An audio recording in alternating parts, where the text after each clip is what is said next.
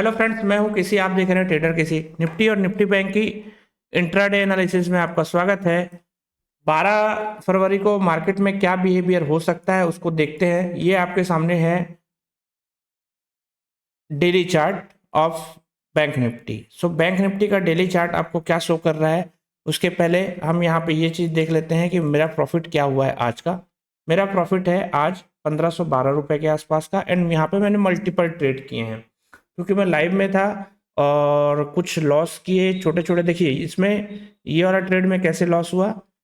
250 पे मैंने बाय किया था, 233 पे मैंने सेल किया, एग्जिट कर दिया, स्टॉप लॉस ले लिया। सो यहाँ पे मैंने 2596 रुपये का लॉस किया।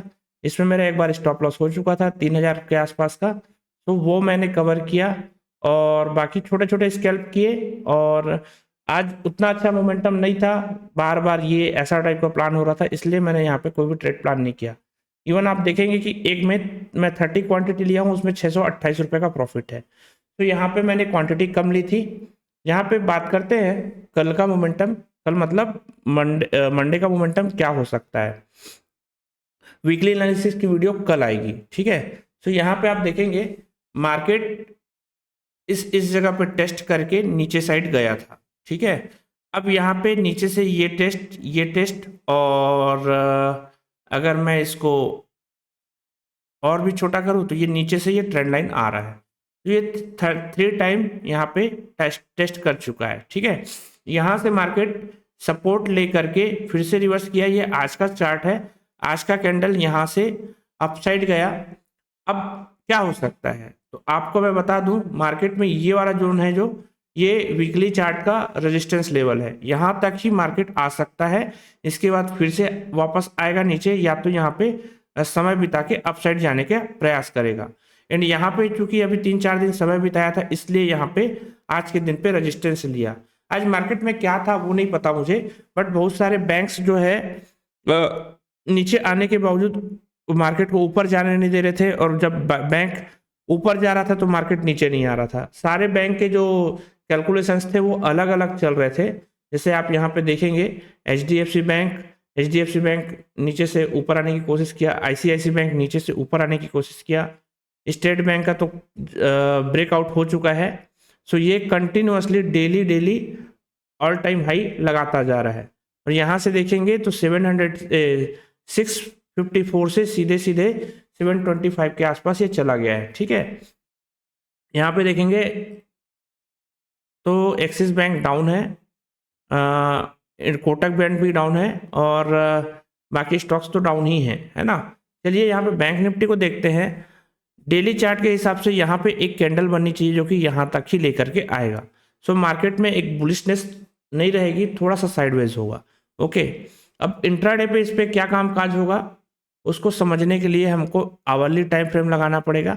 आवरली टाइम फ्रेम के हिसाब से आप देखेंगे कि एक ट्रेंड लाइन यहाँ से खींची चली आ रही है, ठीक है। पहला ट्रेंड लाइन जो मैं खींचा था वो तो दिख ही रहा है आपको डेली बेसिस पे। एक ट्रेंड लाइन यहाँ से भी खींचा आ रहा है, तो ये एक रेजिस्टेंस जोन है। यहाँ को अगर ब्रेकआउट देता है, मतलब मार्केट जो है मंडे के सेशन पे इसी जगह ओपन होता है फ्लैट एंड अप साइड जाता है, तो ये पहला टारगेट देगा ये वाला लेवल जो कि 46,000 का होगा, ठीक है। एंड उसके ऊपर जाएगा तो 46 to 91, ये टारगेट आपको क्लियर दिखाई दे रहे होंगे, ठीक है। मान लो कि बात यहाँ पे समय बिताने के बाद, थोड़ा समय बिताने के बाद ये डाउन साइड आता है, क्योंकि बहुत सारे बैंक नेगेटिव है, तो डाउन साइड आता है तो आपको नीचे का टारगेट देखने को मिलेगा। जो टारगेट आपको पहला टारगेट होगा 45,200 एंड सेकेंड टारगेट होगा 44,800।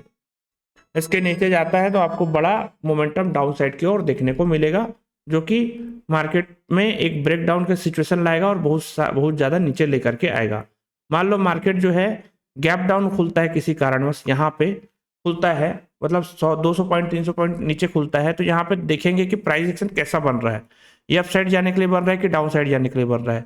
15 मिनट 10 मिनट 15 मिनट वेट करेंगे, उसके बाद अगर ये नीचे आता है तो 200 पॉइंट का टारगेट के लिए यहाँ पे प्लान करेंगे, और ऊपर जाता है तो फिर आज की क्लोजिंग तक का यहाँ पे ट्रेड प्लान करेंगे, ठीक है।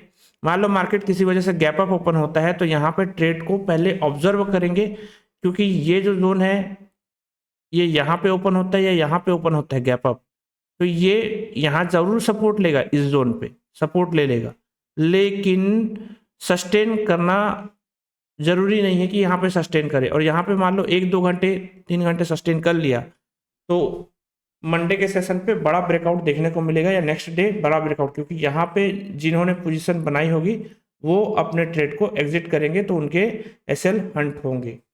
चलिए निफ्टी का देख लेते हैं। निफ्टी का चार्ट, डेली चार्ट लगाता हूं मैं। निफ्टी के डेली चार्ट के हिसाब से यहाँ पे एक हैमर कैंडल बना है जिसका अपसाइड मोमेंटम हो सकता है, और अगर इसके ऊपर में क्लोजिंग जाती है तो फिर ऑल टाइम हाई की ओर जाता हुआ दिख सकता है निफ्टी। ठीक है, यहाँ पे बात करते हैं मंडे के सेशन पे क्या कामकाज करना है। अपसाइड का मोमेंटम हमको थोड़ा सा देखने को मिल रहा है, इस हिसाब से यहाँ पे अपसाइड का पहला सोचते हैं।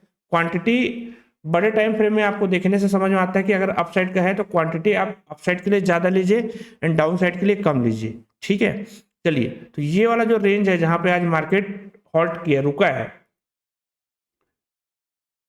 इस रेंज के आसपास में ओपन होता है, यहीं पे ओपन होता है और अप साइड जाता है। अप साइड जाता है तो आपको ये वाले टारगेट देखने को मिलेंगे जो कि होगा 21,880। ठीक है, 21,880 ये पहला टारगेट आपको देखने को मिलेगा। मान लो मार्केट किसी वजह से गैप अप ओपन हो जाता है, ठीक है, यहाँ पे ओपन होने के बाद अगर नीचे आता है तो फिर से वो रेंज में फंस जाएगा, लेकिन यहाँ पे मार्केट ओपन होता है गैप अप, तो यहाँ पे पहले एक बार नीचे आएगा उसके बाद फिर ऊपर जाने का प्लान करेगा। तो यहाँ पे उस केस में हमको पुट साइड का ट्रेड बनेगा।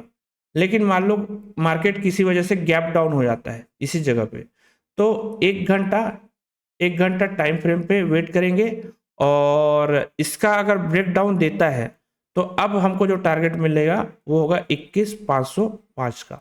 ठीक है, ये जो नीचे वाला रेंज है, इस बात पे ध्यान रखिए। मान लो मार्केट गैप अप ओपन हो जाता है तो प्राइस एक्शन के बिना यहाँ पे ट्रेड प्लान नहीं करेंगे, क्योंकि ये एक ट्रेंड लाइन खींचा आ रहा है और ये ऑल टाइम हाई के पास में है, तो यहाँ पे तुरंत में कोई रिस्क नहीं बनाएंगे।